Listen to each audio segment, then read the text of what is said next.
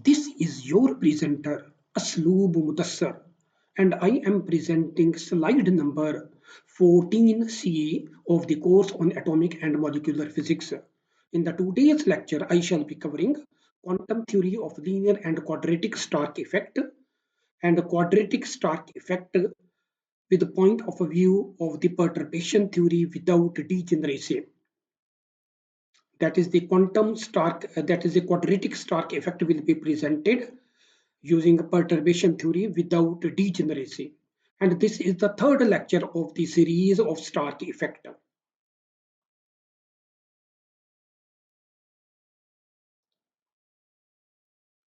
Quantum theory of linear and quadratic Stark effect. Here I want to investigate how the wave functions and energy levels of an electron in an atom are modified under the application of constant electric field. When the electric field is subjected to attractive nuclear potential V of R, that is, the electron is experiencing a nuclear potential of V of R and is also subjected to an external electric field EF. The Hamiltonian of the complete problem is of the following form: H is equal to H naught plus HP. This is what on the left hand side we have capital H, which stands for the complete Hamiltonian of the problem. H naught is the Hamiltonian of the problem in the absence of the electric field, and HP is actually the perturbed Hamiltonian. So H naught is defined as H naught is equal to minus H bar square over 2 M naught times delta square plus V of R, where M naught is the mass of the electron. H naught is the original Hamiltonian in the absence of electric field. That is, when the electric field is zero, the system has a Hamiltonian called H naught, where P in HP stands for the perturbation. So HP is the perturbation Hamiltonian. Force on the electron in the presence of the electric field E is given by Fe is equal to minus E times capital E, where E is the electric field which is applied to an atom. And for example, in this case, the electron is subjected to electric field E, and Fe is the force on that electron. So F is equal to minus E times capital E. Under the force Fe, the electron may undergo displacement R, and the corresponding potential energy under the assumption of constant electric field E is given by Vp stands as the electric potential energy is equal to Fe dot with R vector. So it is the dot product of electric force and the displacement of the electron, which can be written as minus E into capital E dot R. In this dot product, the vector E and R makes an angle of 180 degree with respect to each other. So we can write its magnitude form that plus E into capital E into R. This is Vp. That is the electric potential energy. For more general form of perturbation, we may write Hp instead of Vp. That is, we can write Hp is equal to Vp. So in the rest part of the lecture, I shall be talking about Hp and not about Vp. In most cases, the applied electric field produces only a small change in electron wave function and in its energies. That is, the applied field acts as the so-called small perturbation. And due to this small perturbation, there will be some changes in the wave function and also in the energies of the electron. The smallness of this perturbation may be expressed explicitly as Hp is equal to lambda times H1, where lambda is a parameter that controls the smallness of the perturbation, and H1 is the perturbation of order 1. So H to the power 1 stands for the perturbation of order 1, and the lambda controls the smallness of the perturbation. If lambda is equal to 0, there is no perturbation. That is, there is no electric field applied to the system.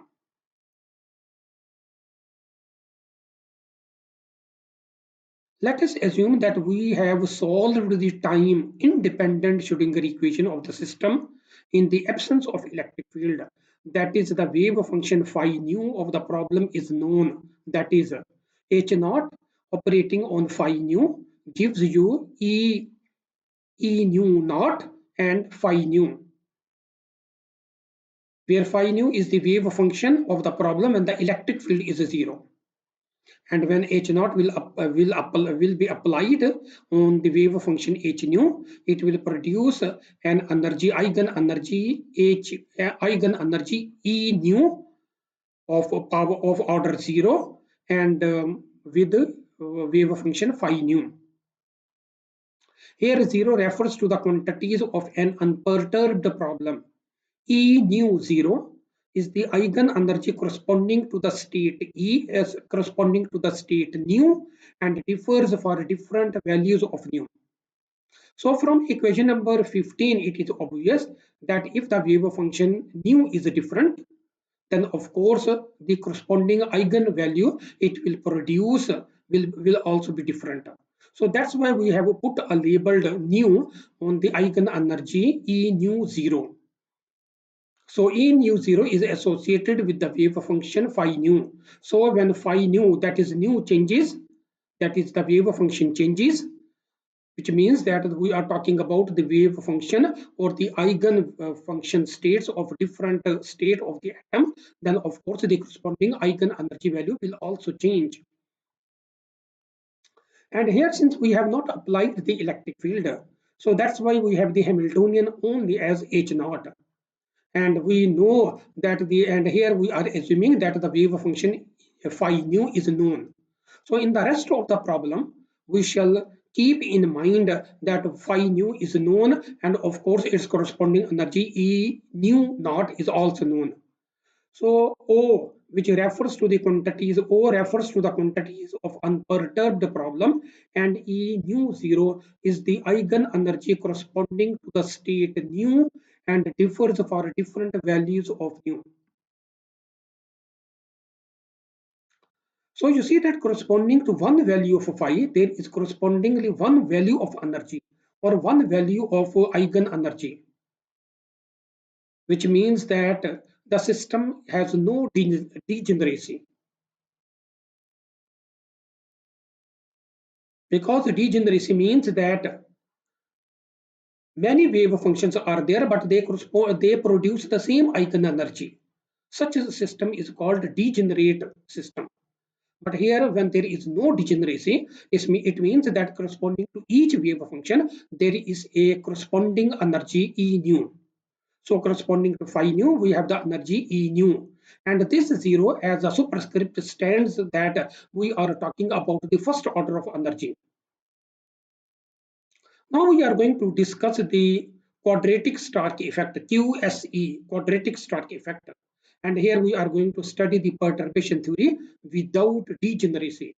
And the meaning of without degeneracy is what I have explained, that to a unique wave function phi nu, we have a unique energy E nu. So when phi nu will change, then correspondingly E nu will also change. So it means that we have no degeneracy. To each specific state, we have the specific value of energy.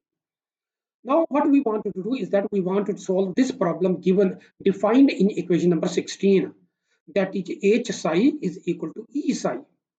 This is the Schrodinger equation that we want to solve, where capital H is equal to H naught plus HP, and you know that H naught and HP is what are what we have defined earlier, where HP can be written as lambda times H to the H1, which is where H1 means that this is the Hamiltonian to the first order, and the lambda you know that will control the smallness of the perturbation theory.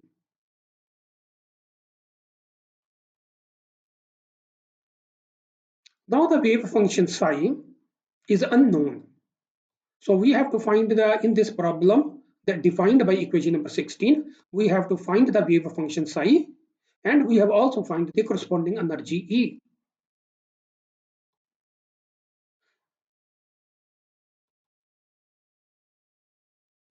Psi, the wave function of the system under perturbation without degeneracy.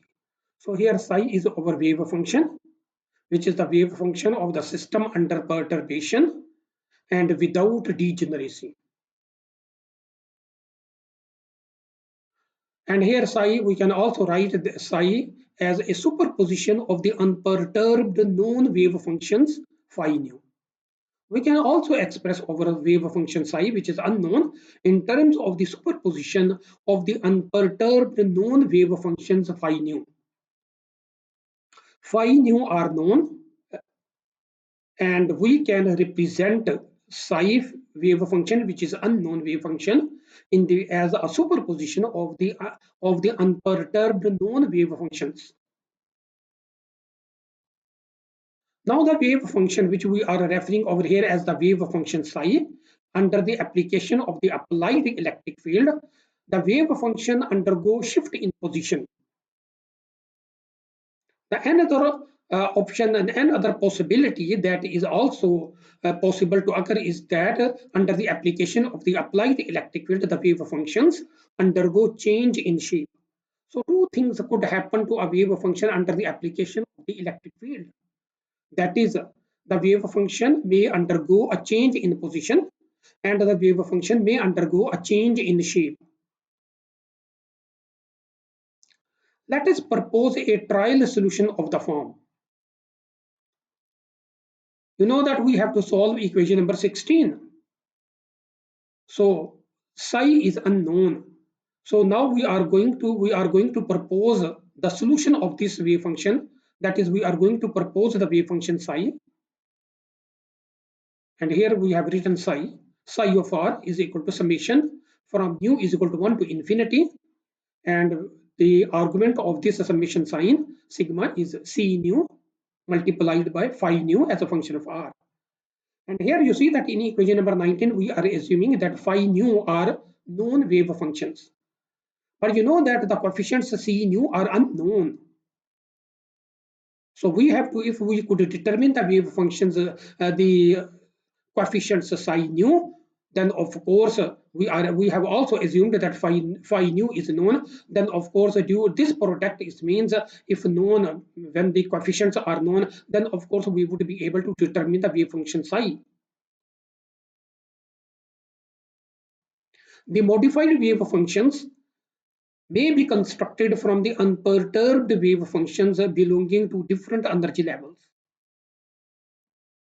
You know that when we apply the electric field, different energy levels in an atom are affected by the application of the applied electric field, and that there could be some changes in the energies of each state. The wave functions will also be modified.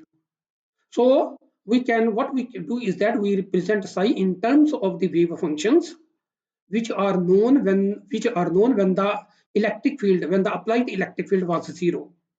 So the wave functions which are known to us are phi nu, and we can represent our unknown wave function in the presence of the electric field written on the left hand side of equation 19 in terms of the wave functions phi nu, which were the wave functions in the absence of the electric field, multiplied by the coefficients c nu. So if c nu are known, then it means that we can know the value of the unknown wave function psi of r in the presence of the applied electric field. One more thing I want to point out over here, or I wanted to clarify over here, that nu starts, that the index nu starts from 1 to infinity. Here this nu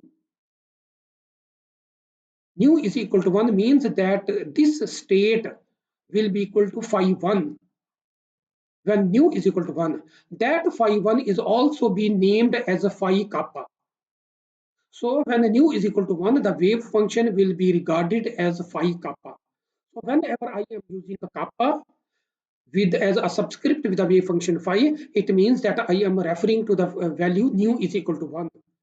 So with the nu, whenever I shall be writing nu is equal to 1, I shall be writing the nu instead, I shall be writing a kappa instead of nu.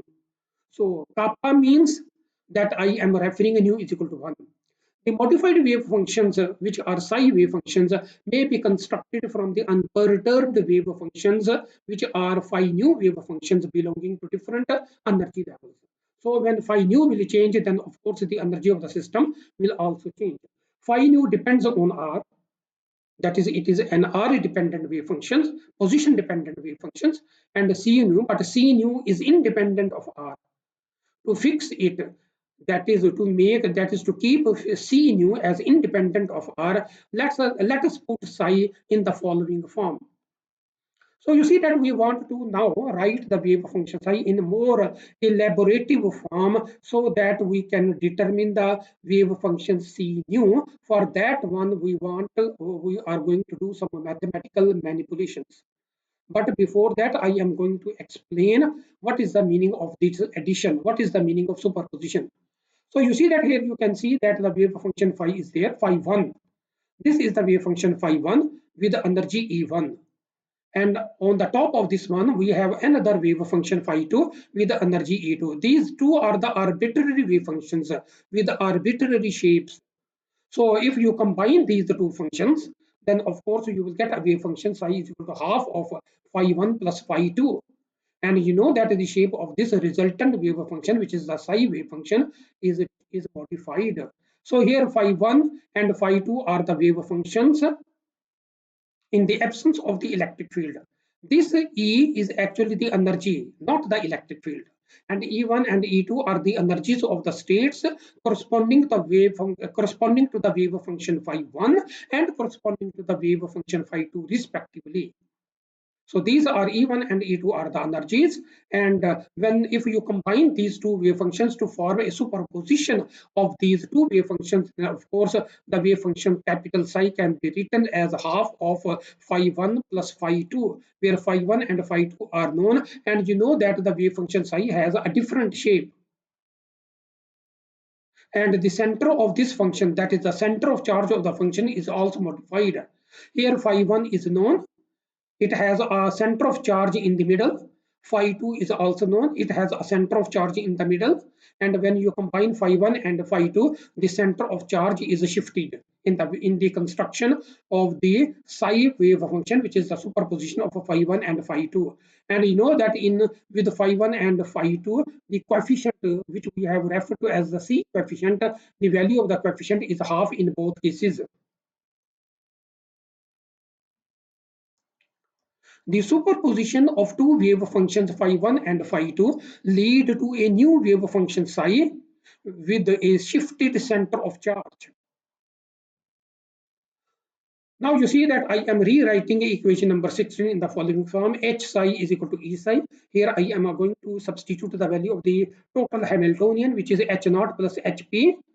So what is known and what are unknown? Psi is unknown, and of course E, which is the eigen energy, is also unknown. And here we are assuming that the total Hamiltonian, that is H naught plus HP, both are known. H naught is known and HP is also known. HP is the perturbation Hamiltonian. So we are assuming that is the Hamiltonian are known, and with these Hamiltonians we shall find out the value of psi and of course the value of the eigen energy of this problem. And you know that HP includes the value of the electric field implicitly that we have applied to the system. So it means that we are solving a problem number given in equation number 21 in the presence of the electric field, which is included implicitly in the perturbation Hamiltonian HP. Now you see that I am going to put the value of psi. I am going to multiply psi with H naught. So it becomes H naught psi, and then the second term will be HP psi. And the third term on the right hand side will be E psi. So I am putting the value of psi from the equation where I have defined psi value for here in equation number 19. I am going to use this value of psi in this equation, that is in equation number 21, which takes the form as shown in equation number 22. So you see that here I have plugged in the value of capital psi. Now, in the second step, I want to move the operators. I want to move the Hamiltonian operator H naught inside this sigma sign. And similarly, I am going to move the HP operator inside. You see that H naught, when operates on phi nu, we know that the output is known because we have defined that the wave function phi nu is known, and when the Hamiltonian is also known, and when this operate on the wave function phi nu, we know the output, which we have also specified in equation number 15. That is, when H naught will operate on phi nu, we have E nu and phi nu, where E nu with the 0 stands for the zeroth order perturbation. That is when there is no electric field present. So you see that this is what we have written in the third step, that when H naught will operate in phi nu, we have the energy, eigen energy E nu, and then we have the wave function phi nu. So this quantity, that is when HP will operate on phi nu, is still unknown. So we are keeping it as such the third step also. And of course, the energy in the second step is also known. We are keeping it as such, as shown in the third step, and as shown in equation number 23. To free ourselves from the R dependence, we multiply both sides from the left with phi mu star, where where star indicates the complex conjugate of this wave function, phi mu star, and integrate over all space. So to equation number 23, we are going to multiply it with phi nu star from the left side, and then we are integrating this whole equation over the full space, over all the space available. So I have multiplied by phi nu stars. You see that phi nu stars is there with the phi nu on the left hand side of that one, and similarly phi nu star is on the left hand side of HP operator, and similarly phi nu star is on the left side of the phi nu wave function. Now in the second step, I am going to integrate this equation over the volume element V, over the volume element dV. So it means that I am going to perform this integration over all the volume capital V.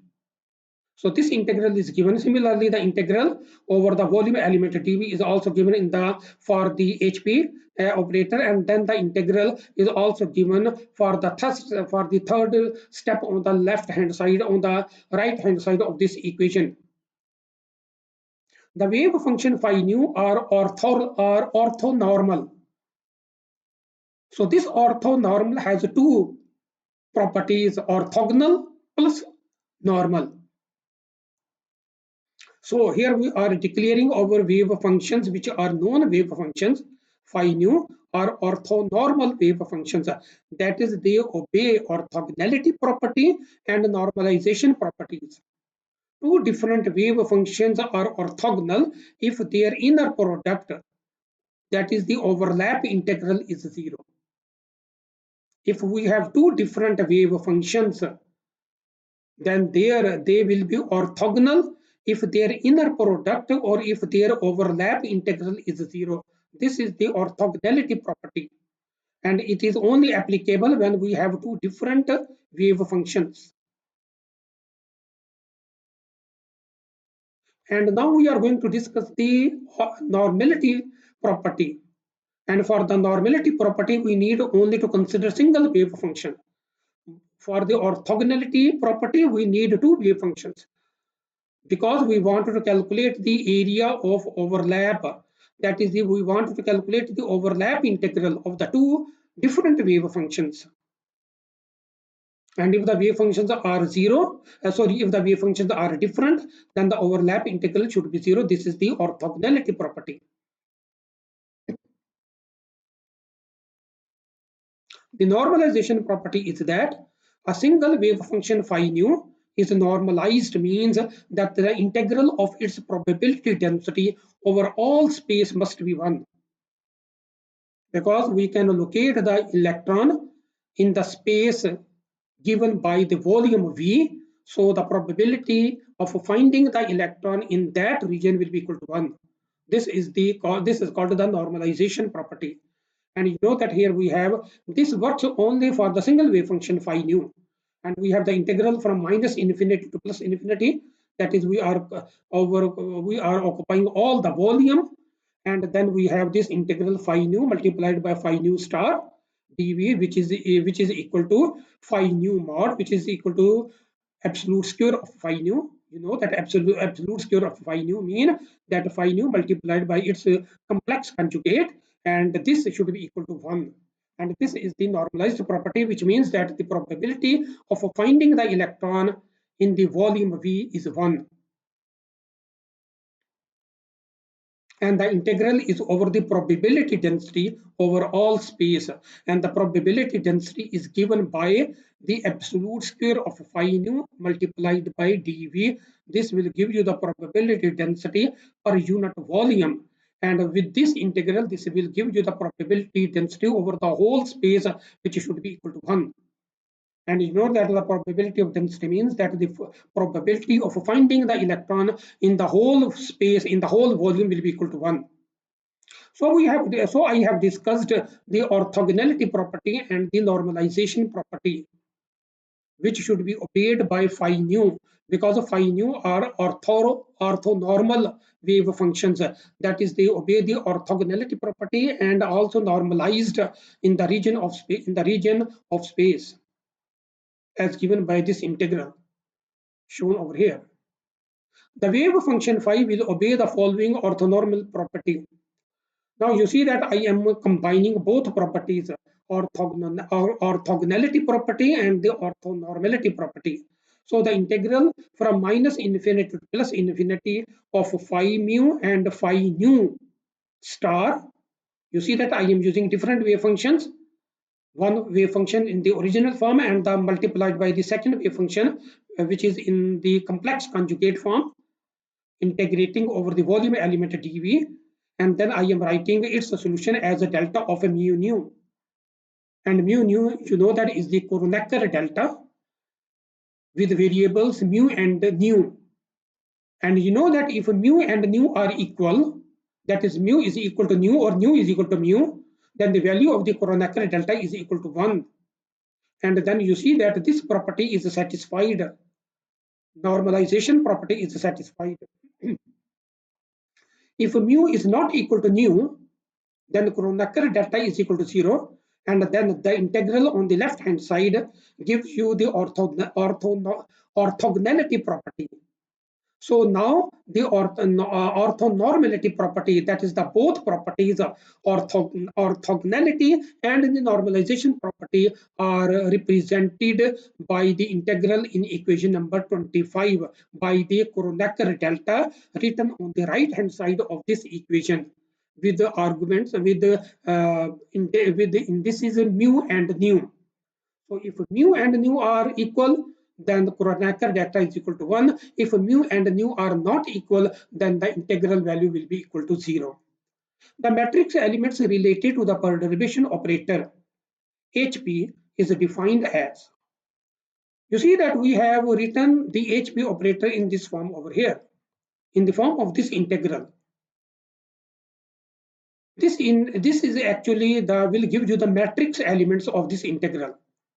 The matrix elements of this integral can be represented by h mu p, h mu nu to the power p. So this h mu nu is defined by this integral, and it gives you this h mu nu actually represents the matrix elements related to the perturbation operator HP. And HP mean perturbation to the order p. So this power which we have written p is not the power in that sense, in the mathematical sense, but HP means that the perturbation this is the perturbation Hamiltonian to the order p. And this Hamiltonian mu nu will give you the matrix elements determined by this integral.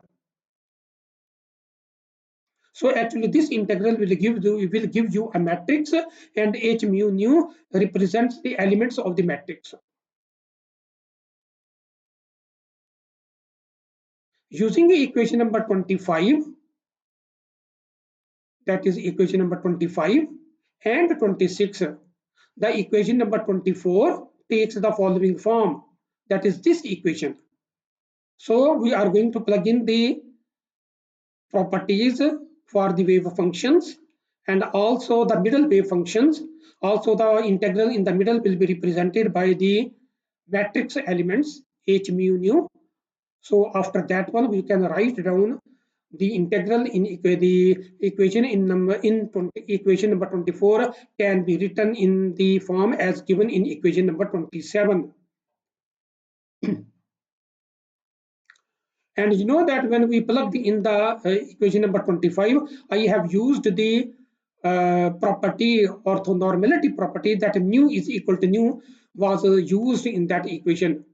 So here you can use nu is equal to mu, and then you see that this integral will vanish out because it becomes equal to 1 when nu is equal to mu, and then the nu with c nu will be changed as c mu. Similarly, e nu will be changed as e mu. And of course, this integral when nu is equal to mu is will also become equal to 1, because we are using the property as defined in equation number 25.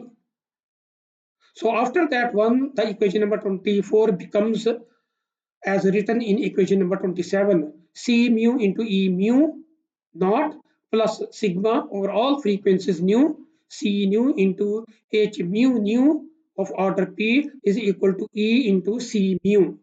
So I am moving the energy terms on the left hand side.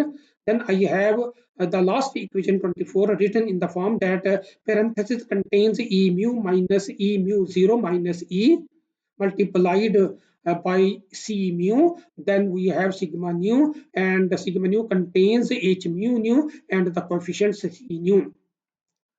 Up to equation number 28, we still don't know the value of E, capital E, which is the energy of the system in the presence of the applied electric field through the Hamiltonian Hamiltonian HP, and the coefficients C mu are also unknown. So and C nu. So C nu represented in nu with the new index, and C mu are the same coefficient but with the mu indices.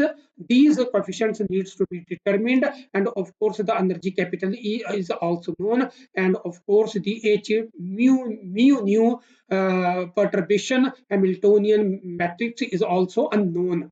So we have to determine these unknown parameters.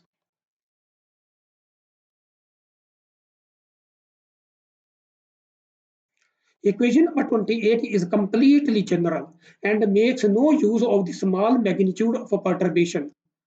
The smallness of a perturbation may be defined by the parameter lambda. The minimum value of lambda is equal to 0, and the maximum value it take will be designated as epsilon, where epsilon is still a small number. So we can write over smallness of the perturbation Hamiltonian in the following form, which is an explicit form given in equation number 29. That is h of order p is equal to lambda times h of order 1. And h of order means that we are considering the electric field which has a power equal to 1, and lambda will control the smallness of this perturbation. If lambda is equal to 0, the wave function psi must be the same as one of the starting solution phi nu, because then the wave function psi under the when lambda is equal to 0, it means that no applied electric field, no perturbation Hamiltonian, and psi would be the same as phi nu. If kappa, now you see that kappa means when nu is equal to 1, I shall be writing that thing by kappa. If kappa stands for the initial state, then we can write the coefficient that C nu 0 is either equal to 1 or 0. It will be equal to 1 when nu is equal to kappa, and it will be equal to 0 when nu is not equal to kappa. That is for the initial state, the value of this coefficient C nu 0 will be equal to 1, and for all other states in which nu is not equal to kappa, the value of this coefficient will be equal to 0. So C nu 0, this coefficient can be represented by a Kronecker delta nu kappa. So you see that when kappa is equal to nu or nu is equal to kappa, then Kronecker delta is equal to 1. When nu is not equal to kappa, that is, we are talking about different states other than the initial state, which is the initial state is represented by kappa, and nu here stands for all other states. So if nu is equal to kappa, then Kronecker delta is equal to 1. If nu is not equal to kappa, then of course delta nu this Kronecker delta will be equal to 0, and the corresponding coefficients will also be equal to 0.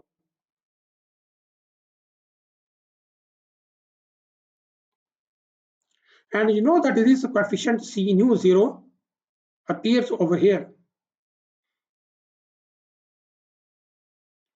So this is C nu. And if you are talking about nu is equal to 1 under 0, under no perturbation, for example, if no perturbation is present, then this C nu will be written as C nu 0. And this C nu 0 will be equal to 1, because no perturbation means that this psi is directly equal to phi nu. When this psi is directly equal to phi nu, then this coefficient must be equal to 1. So that's why we have written that C kappa will be equal to 1. C kappa of 0 will be equal to 1. And for all other values of nu will be equal to 0, because other nu will not exist when this psi will be equal to phi nu.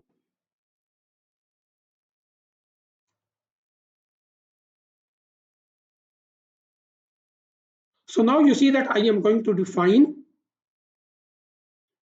all the possible coefficients and all the possible energies which are due to this.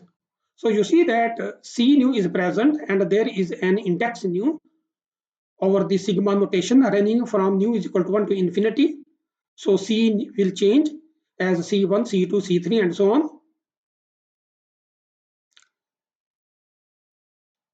Similarly, this energy E can also be expanded as given over here. So C nu, the expansion of C nu gives delta of nu k, delta of nu kappa, because this is the first value of C nu 0. And you know that C nu 0 is what we have discussed before, that this is either equal to 1 or 0. When kappa is equal to nu, it is equal to 1. When kappa is not equal to nu, it is equal to 0. The other values of C nu are present. Here lambda, which is the first order perturbation, with the coefficient C nu of order 1, and with lambda square we have C nu of order 2, and so on. Similarly, we have energy. The expansion of energy is E kappa 0, which is the initial energy or the energy corresponding to the state kappa. And then for other energies we have, for other states we have the energy lambda 1 multiplied by E to the power E of order 1 plus lambda square of energy to the orders 2, and so on. So we have expanded C nu and energy E. Using equation number 32 and equation number 43, the equation number 28, which is this equation, the equation number 28 can be written in the following form. So this is equation number 28, because we have plugged in the value of E, we have plugged in the value of C nu at two different places.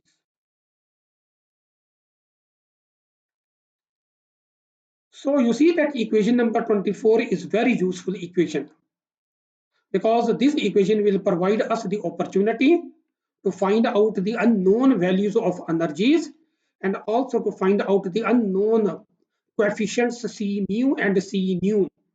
These coefficients can be these unknown coefficients C mu and C nu will be determined using equation number 34, and also the unknown energies, that is E, that is epsilon to the power kappa of order 1 and epsilon to the order number 2. These unknown energies can also be determined using equation number 34. Equation number 34 needs to be expanded That is, we can do the multiplications. The first two in the first term in which there are two parentheses, these can be multiplied, and of course we have the third term in the form of expansion. That is, we can multiply h lambda and h mu inside this parenthesis. So we can expand all the terms, and then we can collect the terms with the single power of lambda and with the second power of lambda. So we can collect all the terms with the power lambda 1, with the power lambda 2, with the power lambda 3, and so on. All these terms can be collected. And you know that on the right hand side we have 0. So this equation will be satisfied only when the coefficients in the power expansion of lambda will be equal to 0. So equation number 34 needs to be expanded, and the terms need to be rearranged in the order of increasing power of lambda. That is, a polynomial of in lambda will be constructed by multiplication of the terms. For the equations to hold, we require that the individual coefficients of lambda in its power series must vanish out independently, so that the equation on the right hand side to be equal to 0 is satisfied. So setting the coefficient lambda to the power 0 equal to 0 gives this equation. That is, E mu to the power E mu of order 0 minus E kappa of 0 multiplied by delta for mu kappa is equal to 0. And this is the coefficient of lambda to the power 0. And you know that this coefficient is this equation is identically satisfied if you set mu kappa is equal to, if you set mu is equal to kappa, then Kronecker delta will be equal to 1, but mu setting mu is equal to kappa, this energy difference will equal to 0. So the equation is satisfied.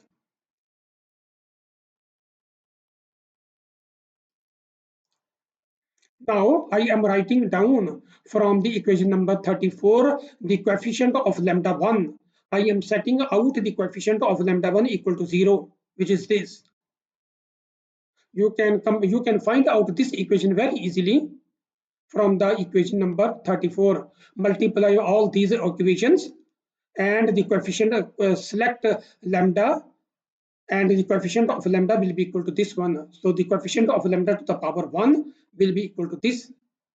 So minus e to the power e of order 1 multiplied by delta for mu k, and then we have the energy term e mu minus e mu minus ek, and then multiplied by c mu of order 1, and then we have h mu nu of order 1 multiplied by delta of nu kappa of delta of nu kappa, and then this is equal to 0 as shown in equation number 36.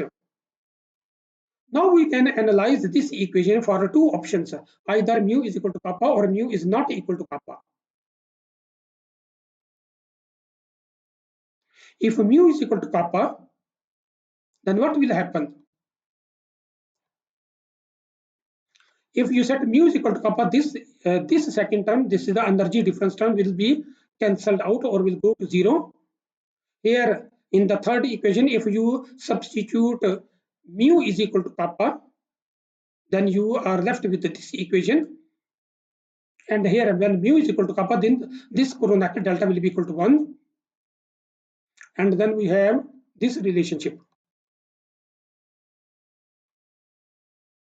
That is, the energy of order 1 is equal to h kappa comma kappa of order 1 defined by the integral this. So you see that here I have not written the delta nu kappa over here, because delta nu kappa has only two options, either is equal to 0 or it is equal to 1. If it is equal to 0, then this whole equation will be useless, will become non-physical. So we need to retain this equal to 1. So nu kappa means that you can set nu equal to kappa also, because the variables mu and nu are very completely related with each other.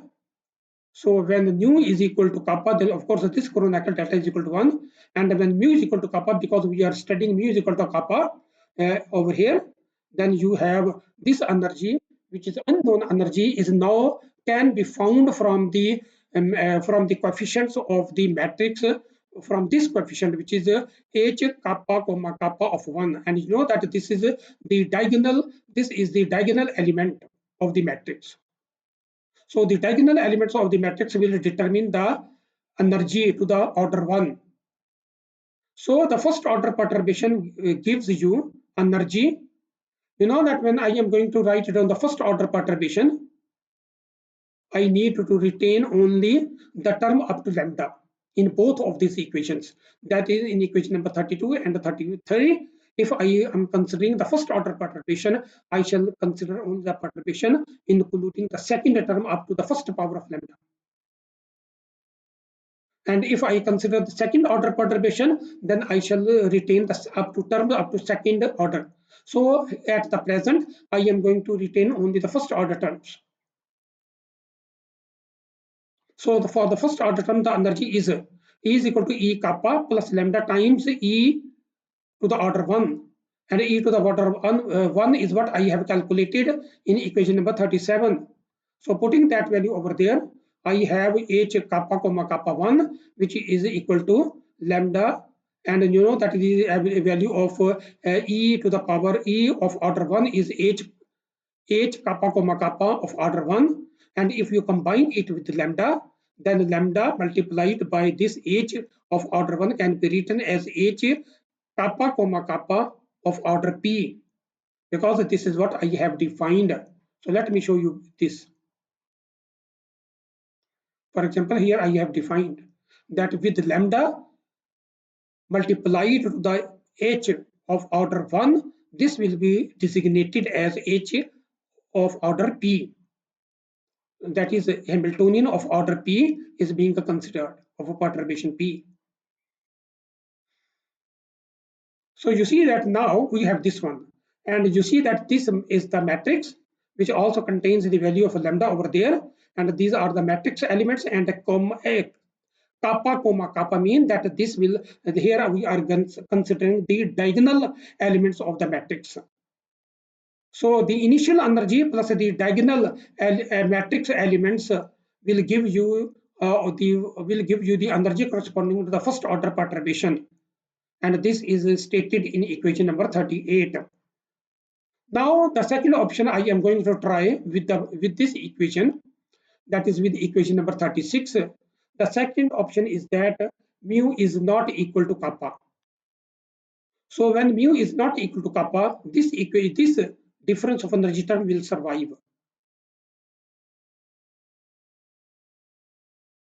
And when mu is not equal to kappa, this term will vanish out. And when mu is not equal to kappa, we can write over here that mu is equal to kappa over here. That is, so writing this one over here, the last equation becomes equal to this one. So you see that here I have obtained this equation. Here mu is not equal to kappa. So I have written mu as such with the h1 with the h. So h mu comma kappa, because I have not changed the value of mu, because mu is not equal to kappa. And similarly in the energy terms, kappa is present and mu is also present.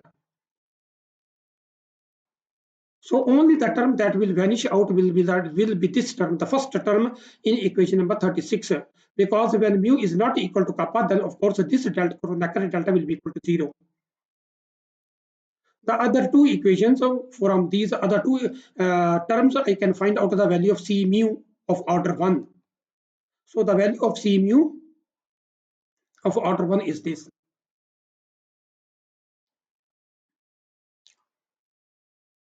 C kappa of 1 is undetermined. It must be set equal to 0. So C kappa of 1 has been set equal to 0.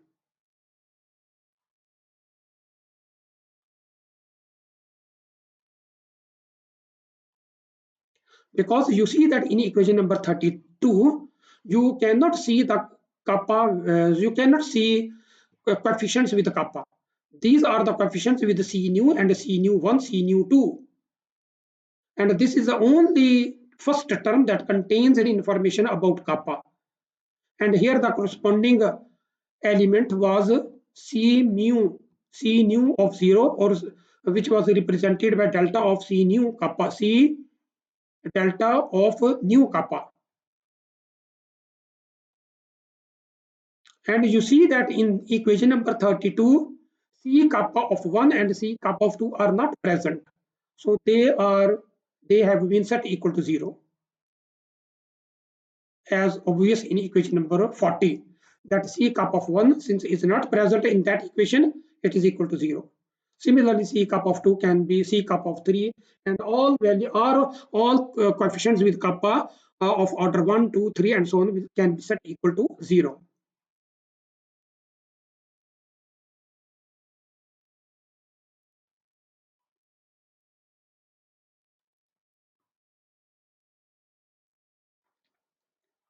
Here you see that I have determined the coefficients C mu 1, C mu 1, C mu of order 1 has been determined in equation number 39, and we can use these coefficients in order to determine the wave function for first order perturbation.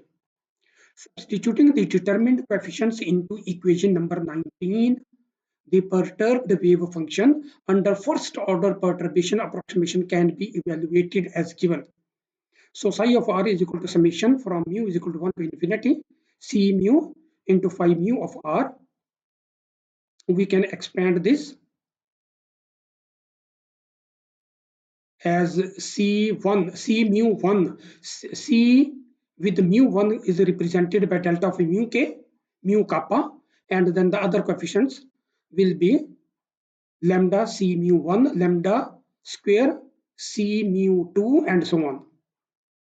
That is, we have replaced the series of C mu over here. The first coefficient is of course a delta of mu kappa. So you see that we can separate out this one into two parts, with mu is equal to kappa and mu not equal to kappa.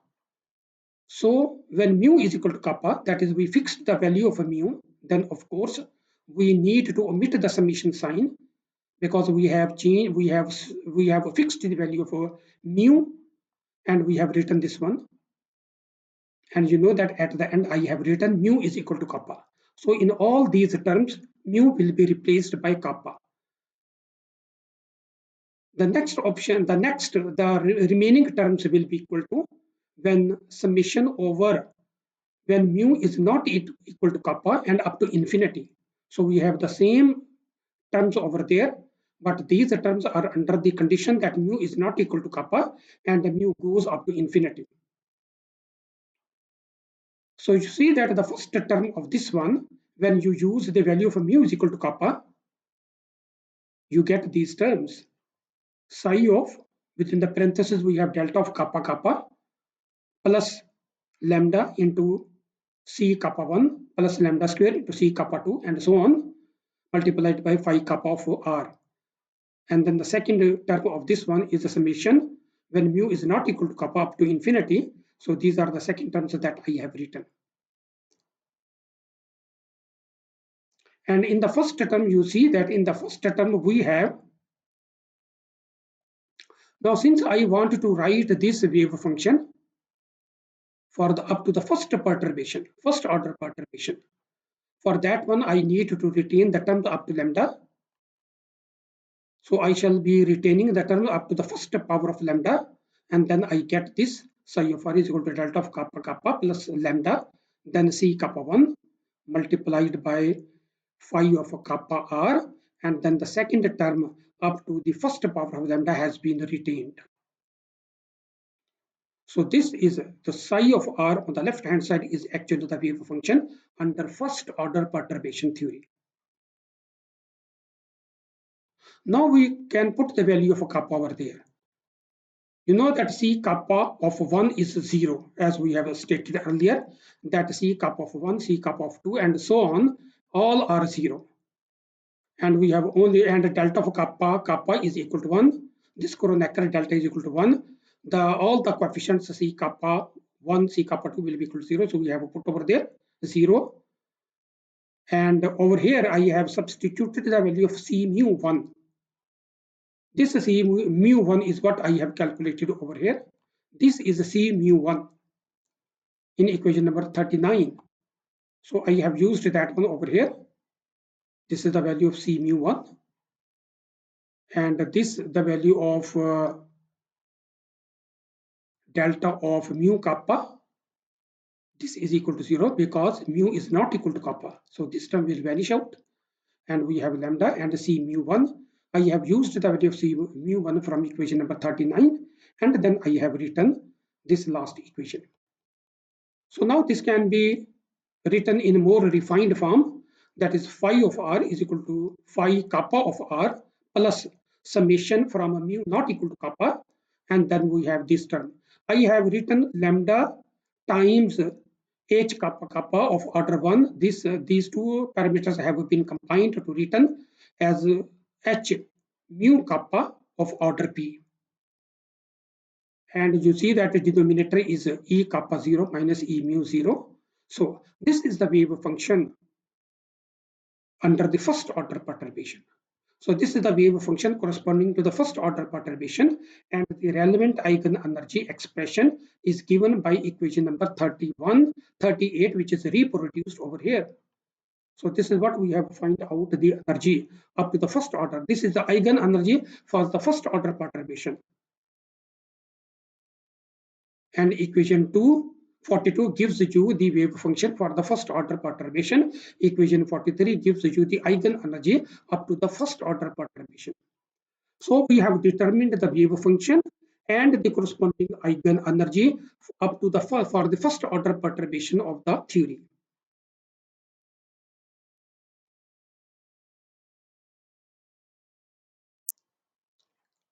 Now you see that the next is what we wanted to find out the wave function corresponding to the second order perturbation, and also the eigenenergies corresponding to the second order perturbation. And you know that when I shall be talking about the second order perturbation, it means that I shall be retaining the terms up to the second order. So the first three terms will be retained up to the lambda square.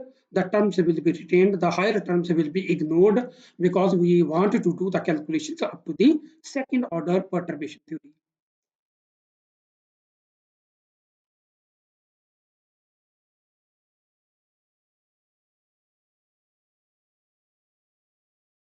Okay. So you see that this is what I am going to start with the equation number 41. Again, you have psi of r. The kappa terms are separated from the mu terms. Where mu is not equal to kappa, they are separated from the kappa terms. And you know that C kappa of 1, C kappa of 2 are all are 0, except the first element, which is the delta of kappa kappa, and that would be equal to 1. So retaining terms up to the second order perturbation, we have psi of kappa kappa plus delta C kappa 1 plus lambda square into C kappa 2 multiplied by phi of kappa.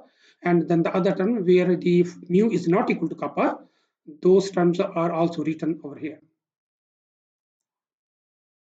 And you know that the delta of kappa kappa is equal to 1. So using that one, I have written psi of r is equal to delta of kappa kappa multiplied by phi of kappa, and plus all those terms up to infinity where mu is not equal to kappa. And you know that I have retained the first three terms, so that I can calculate the wave function up to the second order perturbation because lambda square has been included. Now you see that in this equation, we have already determined the value of the coefficients C mu of order 1. Now the C mu of order 2 needs to be determined. To determine psi of r, we first need to determine C mu of 2, C mu of order 2. Because the C mu of order 1 has been calculated already, and we need to determine here the value of C mu 2.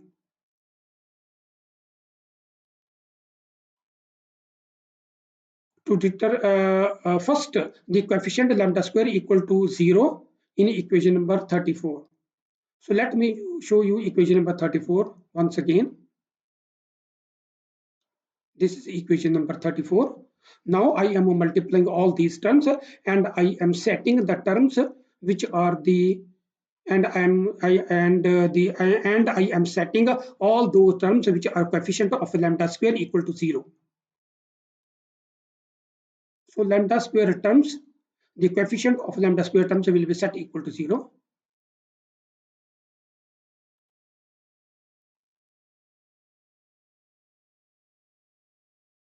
And then setting the coefficient of lambda square equal to 0 from equation number 34, we get this equation as shown in equation number 35. Here again, you see that there are two options. Either mu is equal to kappa and mu is not equal to kappa. If mu is equal to kappa, then you can see that this energy term will vanish out, and then we can replace mu is equal to kappa. So all mu terms will be replaced with kappa, and you know that C kappa of 1 is equal to 0. And that's why I have indicated in red C kappa of 1 because it is equal to 0.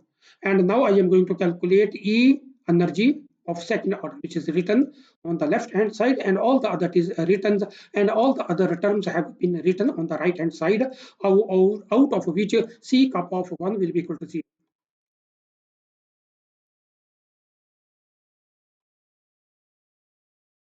So now this is the value of C. So this is the value of energy of order 2 written over here. Now I can use the value of C nu 1 from previous equation, which I have already calculated, and I am going to substitute over here. So let me show you that one.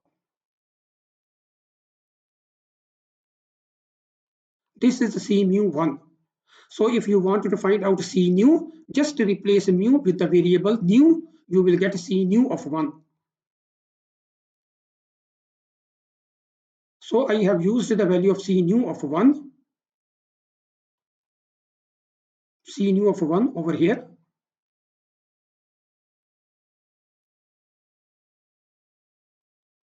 So C kappa of 1 is equal to 0 and C nu of 1 will be substituted from the equation number 39, which I have done over here.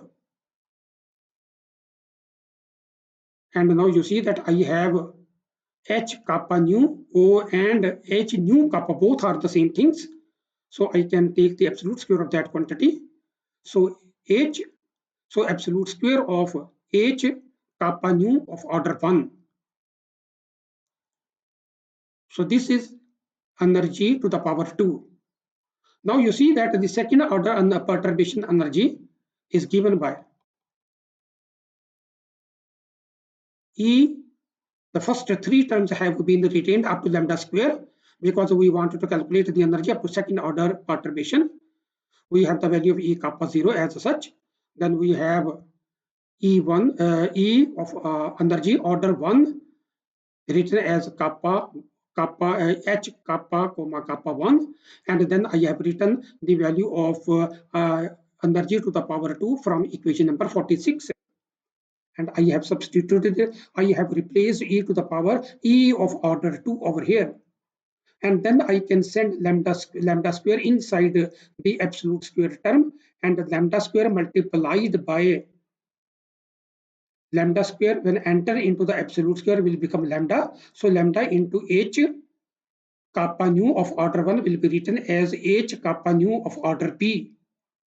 So you see that equation number 47 gives you the energy of the system up to the second. When we include the second order perturbation, the energy is given by equation number 47. Now you see that I have to calculate the corresponding wave function. That is the wave function given in equation number 44. I need to plug in the value of C mu 1, C mu of order 1, C mu of order 2 over here to find out the wave function of second order.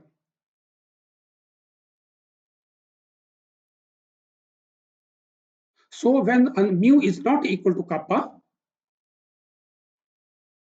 you see that I am using this equation number 45. I am using in this equation mu is equal to kappa, and I am also using in this equation mu is not equal to kappa.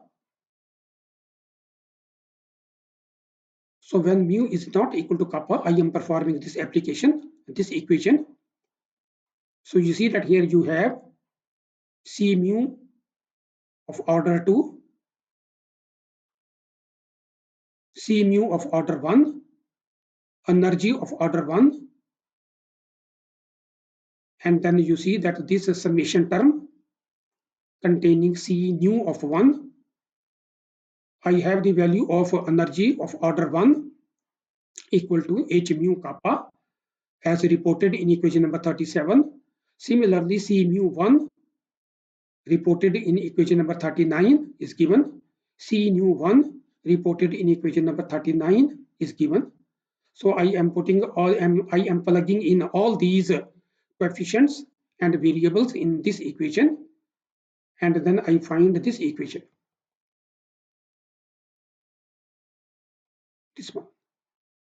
So I am simplifying this one, dividing the whole equation by E mu 0 minus E kappa 0, and then rearranging the term, and then I have C mu of 2 on the left hand side, and all the terms moved onto the right hand side. Then the terms have been rearranged, and then the final form of C mu 2 is equal to this, as shown in equation number 48. Now in the wave function that I was talking about, C mu of 1 has already been calculated. Let me show you. This is C mu of 1, and I have now just calculated C mu 2. C mu 2 has been calculated. I am going to plug in the value of C mu 1 from equation number 39 and the value of C mu of order 2 from equation number 48, and then I get this relation.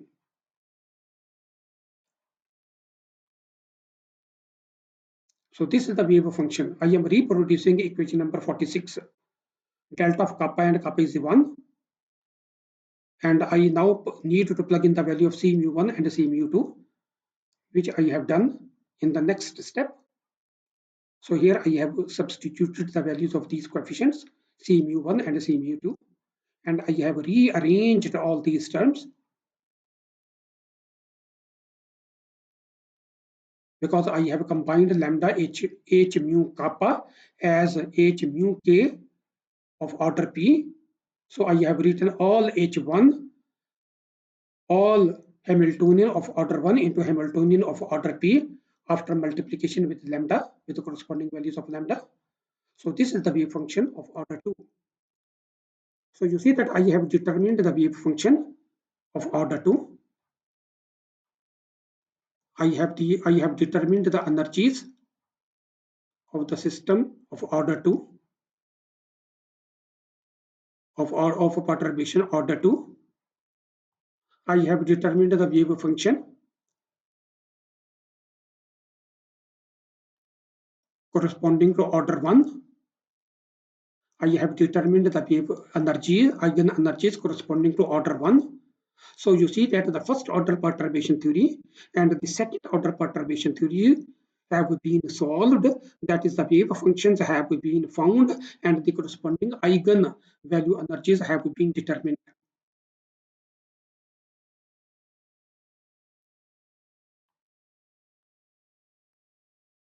For linear stark effect, abbreviated as LSE, which is applicable to the hydrogen atom and has been demonstrated for the hydrogen atom in one of the previous lectures, the eigen energy from equation number 38 is given and is reproduced. This is the eigen energy value applicable to the linear stark effect. E is equal to E kappa 0 plus H kappa comma kappa of order P. And you know that this matrix, this will give you the matrix elements corresponding to the diagonal, because we have the both arguments as kappa comma kappa. For hydrogen atom, the matrix elements which are not equal to 0, they are proportional to the field strength EF, that is to the first power of electric field. So all these matrix elements, diagonal elements, which are non-zero, they have the value of they have values proportional to the first power of electric field. The matrix elements contains only diagonal elements, as obvious from the coefficient from the indices kappa comma kappa. So elements so all those elements in the matrix kappa comma kappa of order p, which are non-zero, they must be equal to they must be proportional to the first power of electric field. So when electric field is applied, the energy is shifted from unperturbed energy E kappa 0 to the equation number 47, in which we include the additional term H of kappa comma kappa of order P, which is proportional to the first power of so you see that the energies which are proportional to the second power, they determine the second order perturbation theory. But as far as the linear Stark effect, those terms should contain, for example, H kappa comma kappa with of order P should contain first power of electric field, and the second power of electric field will be contained over here. For example, in this second order perturbation eigentheory, in which you have absolute square of H kappa comma V, absolute square. So absolute square means that this matrix contains a linear value of electric field, but due to this square, it contains squared values of electric fields. And squared values of electric fields are only possible in the case of quadratic Stark effect, in which the electric field will be squared. So this is the case of quadratic Stark effect, and this is due to the second order perturbation theory. So for the first order perturbation theory, the eigen energies will be proportional to the first power of electric field, whereas in the second order of perturbation theory, the energies will be proportional to the second power of electric field.